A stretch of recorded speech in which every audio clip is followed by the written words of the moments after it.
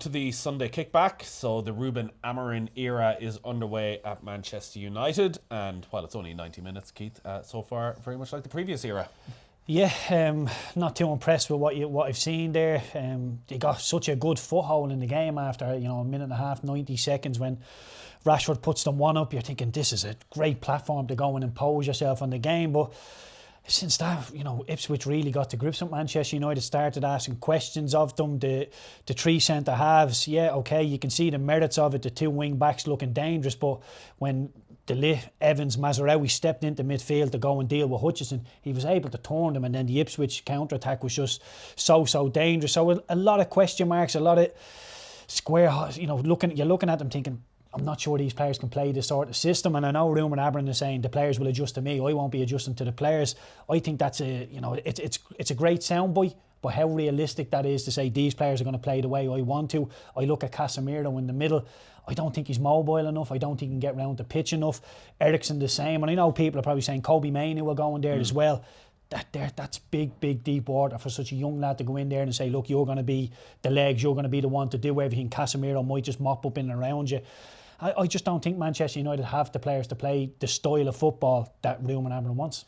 He did go with his 3-4-3 formation, and well, it looked like it was all going to work perfectly after 82 seconds because Amad Diallo, who's playing out on that right-hand side as right wing-back, right side of midfield, burst forward and puts one on the plate for Marcus Rashford. And you thought, all right, Ipswich inside the relegation zone, haven't won at home all season, a chance to kick on here.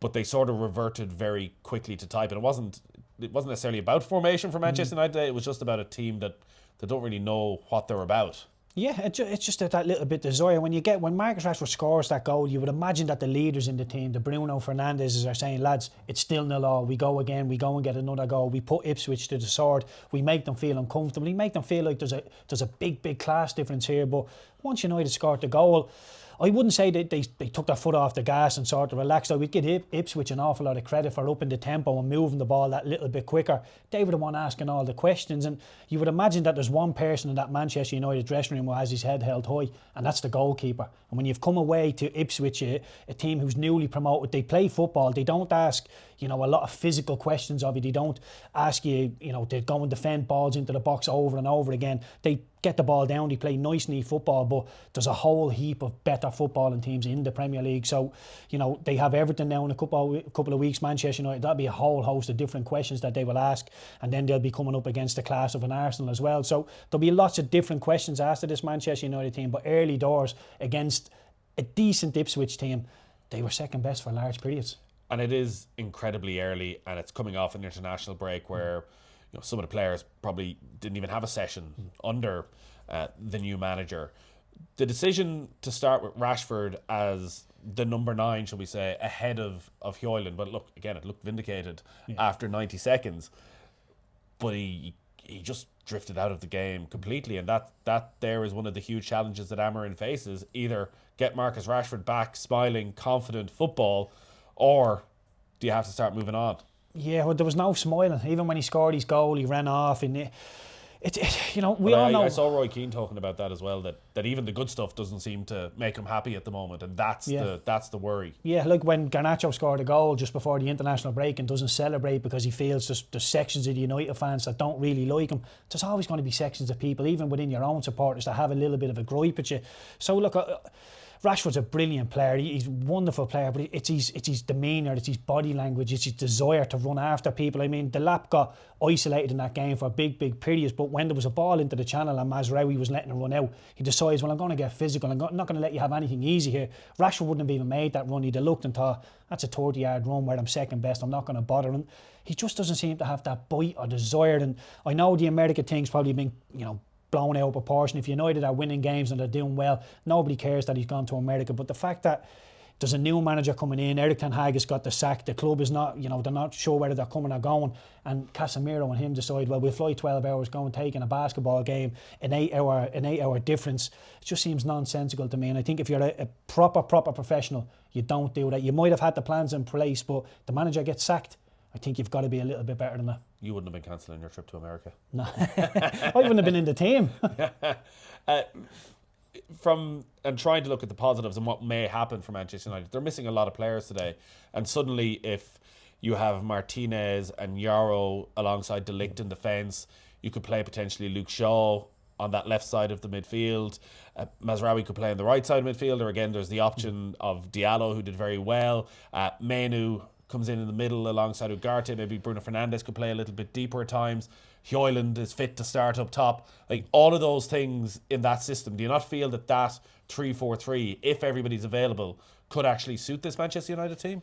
Yeah, look, I think when you look at the 3-4-3 on paper with the players, you think, yeah, that looks okay. But when you actually look at the individuals, you think how Rashford is playing, how Casemiro goes about things, how Ugarte playing things into the front lads. Defensively, they all have their own little individual attributes. But in terms of getting on the ball, dictating things, I'm not so sure any of those Manchester United midfielders have it. People will say Eriksen has it. He does have it, but in terms of having the legs to come and get the ball off the midfield and then go and get into the attack, I'm not too sure. And there was once or twice where Casemiro and Eriksen would go and press the ball. Ipswich would be clever, play it around the corner, and you think, they're not recovering. So they can't vacate that space if they can't recover. And I know people say, look, Kobe Mainoo will come in there, be a little bit more energetic. I get that, but I just don't. I see more mistakes than I do improvements with Manchester United. And I think if you're playing Manchester United, you're thinking they'll always give us a chance. They'll have passive possession and we can go and nick it and go straight for the jugular. The word out of United over the international break seemed to be that he wasn't going to be giving an endless pot. Certainly in January, that they've spent so much money under Erik ten Hag, up in 600 million, that you got to make the most out of these players. But if they say, give us a name, give us one player, one position that you really feel is key to improving in the short term, to potentially put them in the mix to finish top 5 in Champions League football next season, what's the one area that they could really do with an extra body? Well, look, initially I would say a ball-playing midfielder, somebody who's comfortable, with people trying to hound them, can play football. I would look at a striker as well. And that's the worrying thing, Nathan. You're saying to me, give me one position, one player that come in and fix things. I think it's beyond that for Manchester United. Has Højlund not looked like, when he's been fit enough, that he can be that guy? Yeah, possibly. But in terms of running in behind and stretching people, I know a lot of when Manchester United play at home, a lot of teams will drop off and you might be able to get the ball into them in the box. That's a different set of scenarios. But if teams are going to stand on the halfway line, I don't see Højlund really being able to threaten you in behind. He's not slow, but I don't think he's electric either. I think Marcus Rashford would be a better option with a high line. And I don't see any one player that you go, he can come in and make a difference. And you have to be honest, if you're one of the better players in and around Europe or even world football, do you fancy going to Manchester United at the minute? Because I spoke about the whole host of clubs I think that are better than them in the Premier League. So they're shopping in a pool that they're not quite used to. When they're going to have to take gambles, and when the hierarchy are coming out and saying, look, we're not just going to open a checkbook, because they did back Erik ten Hag. As much as we can speak about things not going right for ten Hag, they did back him in terms of finances, and some of the players he's brought in, the likes of Anthony, they need a goal, or you would think they want a goal against Ipswich and they leave him on the bench. So there's a whole host of dead woods. There's some serious conversations need to be had with an awful lot of players at Manchester United. So you'll have to see how the dressing room reacts to all that. And they've their goalkeeper to thank for the fact that they came away with the point, because Andre Onana, who had a difficult first season,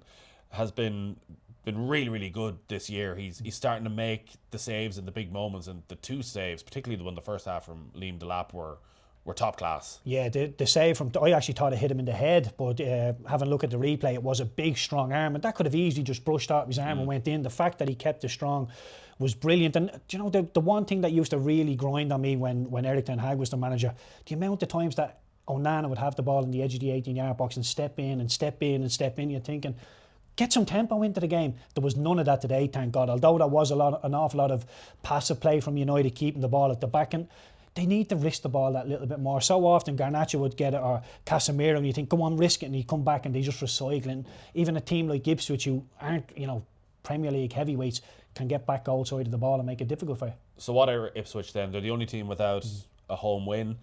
They're still inside the relegation zone, but they'll take a lot of heart from there. Is there enough in that Ipswich team to survive? I'm not too sure, Nathan, to be honest with you. I look at them and I think, yeah, pretty on the eye, good to watch, some decent individual players.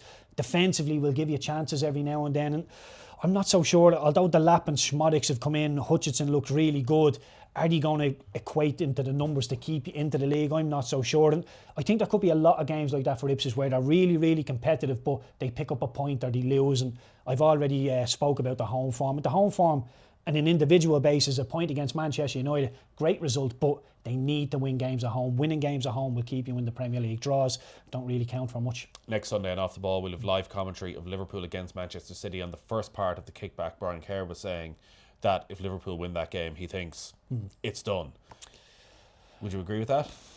I wouldn't say it's done, just because Manchester United, Manchester City for me, are always notoriously slow starters. I think if you look at the last 4 seasons in the Premier League, at some point or another, they've been 5, 6, 7, 8 points behind. So I don't think they'll be panicking. I think players really? like... You don't 5 defeats in a row? I don't think Beaten at home, 4-0?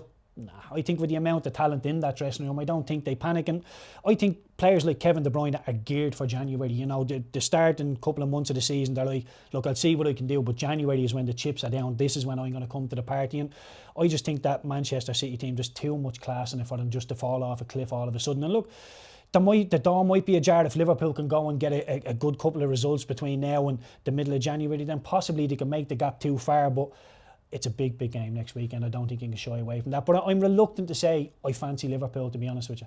All right, we shall see next Sunday. That is it for this week's Kickback.